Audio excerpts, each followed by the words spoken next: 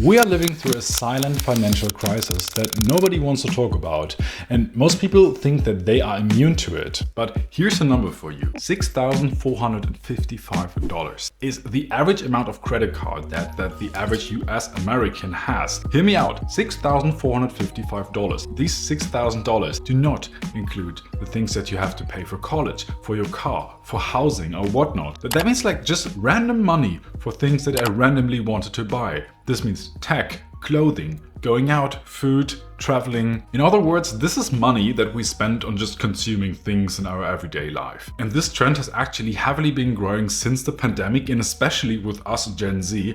And I think it's freaking mind-blowing that the average US American is $6,000 in debt for non-essential things, basically just lifestyle debt. If you're, for example, a student as well, you know it, you're broke, you do not have much money, but you want to live a pleasant life. So what do? Well, at least I tell you what you can do, because I think that one part of the equation is actually that nowadays it's way easier than it has ever been before to make payments and to pay for stuff, for example. Because I think no matter where you are, whether it's an online shop or just in the physical world, you have nowadays just like dozens of payment methods that make it as easy for you to relieve your wallet of your money. Because nowadays you can of course pay by credit card, bank transfer or normal cash, but you also have like wireless payment with your card, you have mobile payment. You can even freaking pay with your Apple Watch. And the other day I was on AliExpress and there was like some cheap shit there for like $6. And hear me out. They offered me to pay for these $6 for this stupid shit on AliExpress for $6 in 3 installments over the next 3 months. Like $2 a month. I mean, like, what the hell? I should take up a credit for $6. With all these buy now, pay later schemes, they try to make it as easy for you to actually pay for something, don't think about it and just purchase. And I think it's absolutely understandable actually that we all want to have just a pleasant lifestyle, no matter whether we have lots of money or we're broke.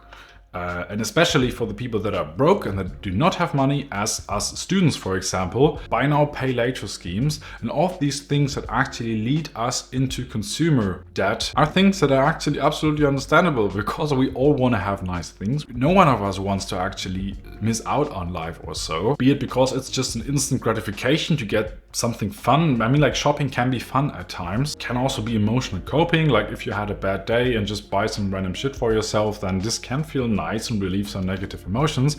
Or for other people it might also be keeping up with the Joneses, because if everyone around you at uni has like some fancy $1,000 iPad with an Apple Pencil and writes all their notes on an iPad, but you have a shitty $30 used Amazon Kindle Fire HD that you got off of Craigslist, then for some people this is kind of hard and they feel like they are not part of the group or so. But if we approach the problem from the other side, I mean, we all want to spend money to feel kind of better. But the question is, when does it actually stop? Because research has actually shown that until an amount of $75,000 a year for the average US American, of course, like with every dollar you spend, your happiness actually increases. That means you spend more, you're happier, but only until $75,000 a year. If you go further and spend more money than this, then research has shown that this will actually not make you significantly happier. And why is that? It's because for the average US American, $75,000 will allow you to basically not miss out on anything in life. You can basically, if you're like the average Joe in the average neighborhood and have your average job, then you can basically participate and do everything you want in life. That means like for a normal, like middle class lifestyle or so. Everything is settled basically, and there's no need to actually have more money than that in theory. Another interesting psychological concept is the Hedonic Treadmill. That means that with every purchase up to a certain point that you make, your happiness will increase, but after a very short amount of time, it's way quicker than most people realize, your brain will actually get used to it. And now your happiness is at baseline again, which will raise the stakes even more with every purchase, and your expectations rise and rise, but it won't make you actually happier. Best example is actually my phone that I have right here. I gotta replace it soon because it's about to break down, and I absolutely know that once I buy a new phone, and maybe it is an expensive phone, maybe it is a really cool, very fancy Samsung Galaxy S25 or so. The first month with it will feel absolutely incredible. It will feel like this super cool piece of technology that has so many features, and every time I pull it out of my pocket, it's so cool to actually use it. But fact of the matter is that after a month, you will just absolutely get used to it, and you don't even notice that the phone is new. It's just your standard now, and this doesn't evoke any more happiness than before. So we basically at baseline again, which is the hedonic treadmill. And why I think this video is because I want to propose the concept of smart frugality. Because let's recap, the average US American is $6,000 in debt for stuff they basically don't need, for credit card debt, for tech, clothing, travel expenses, whatever. Part of the problem is because it gets easier and easier to actually pay, and they offer you credits all the time. And on the other hand, we just want to feel better. We promise ourselves that we'll be happier after making these purchases. But fact of the matter is that for most of us, our budget is limited. Or it's even really small, actually. And by continuing like this behavior and hoping that we get happier and spending more and more, although we do not have any money, this will just get us into trouble. You will accumulate debt, and it's like, and this financial anxiety that you get from that when you know that you have to pay off your debt is like just soul crushing. And I propose, like as in the beginning I said, nobody wants basically to be a frugalist. Like you see these people on the internet or on TV that want to retire by 30 and they live in an unrenovated apartment or house. They don't use heating, they don't have new clothing, they don't have any appliances in their home because they want to save all their money to actually retire early and live an absolutely minimalist lifestyle.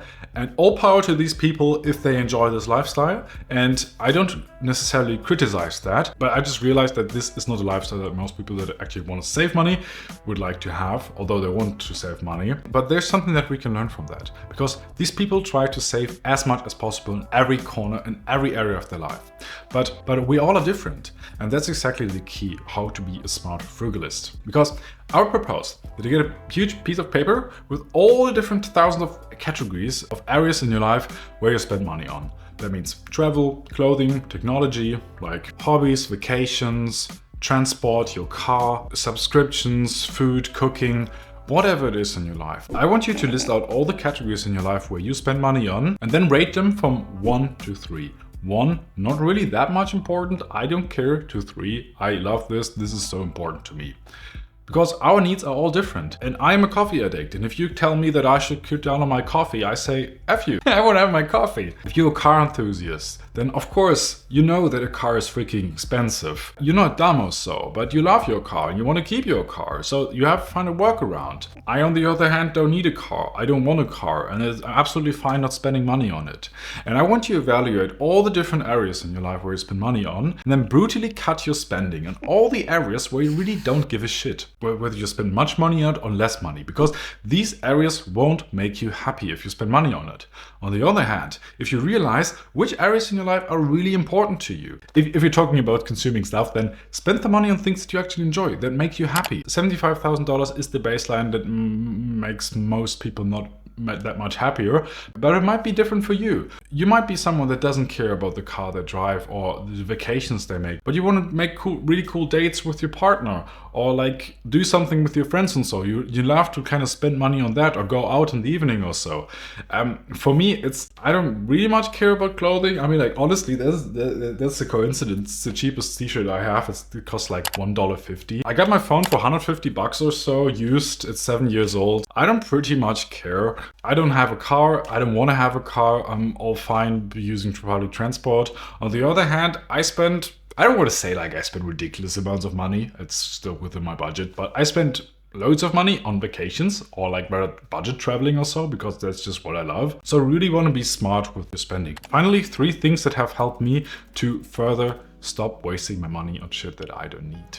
First of all, the 7-day rule, because often it's like purchases we make are out of impulse and we just like, we want it so bad and we're just full of these emotions and just want to click on pay to actually buy the thing and want to have it delivered with Amazon Prime tomorrow or even by the evening. But a really good way to actually save money is to apply the 7-day rule. That means to just wait for 7 days until you make the purchase. Because if I would say like for 80% of things that you just really much fancy at the moment, you won't be that much interested anymore in 7 days, because there were so many emotions in your brain and stuff. And but after 7 days, you most likely forgot about it.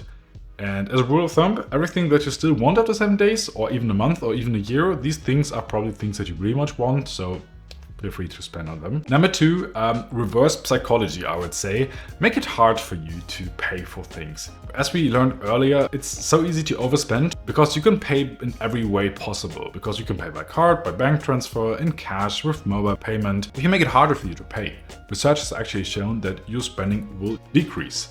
Because this almost seems like logical. But if you're, for example, out in public and you find yourself too often like going through stores and shopping too much that you actually do not need, consider like cutting down on all the payment options. If you have Apple Pay on your Apple Watch, stop that. That's just an invitation to spend more money. If you can live without it, if you have mobile pay on your phone, deactivate it. You probably don't need it. Where I live in Germany, like cash is like still so strong. And there's so many like restaurants and stores where you literally cannot pay by card or by mobile payment even. So you rely on cash, and only rely on cash means it's physically more painful to actually say goodbye to the nice $50 bill. You physically see the money decreasing in your wallet. And number 3 is to increase the pain. And this has been such an effective trick actually for me.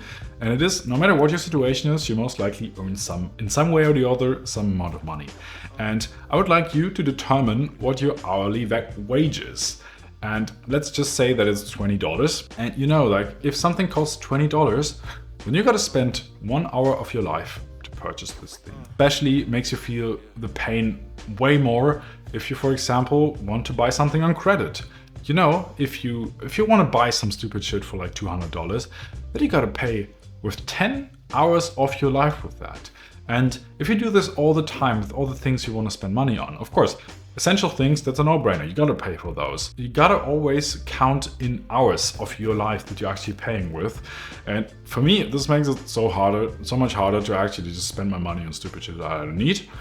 Because I think like, man, I don't want to waste my life on that. One of the biggest contributors to why it's actually so addictive to spend money is because, and I have the book here, as in the book Dopamine Nation expert Dr. Anna Lemke explains, dopamine is a chemical that is released in our brains when we do pleasant stuff like spending money. And it literally gets us addicted. And if you want to dig deeper into this problem, how to actually avoid getting addicted to this cheap dopamine, or expensive dopamine in the sense rather, then make sure to click on this video right here where I actually review this book and explain the content of this book so that you basically don't have to read it, what dopamine is, why you get addicted to it so easily, and most importantly, how to break the cycle of that. So make sure to watch that. Besides that, thank you so much for watching, and hopefully see you next time. Bye bye.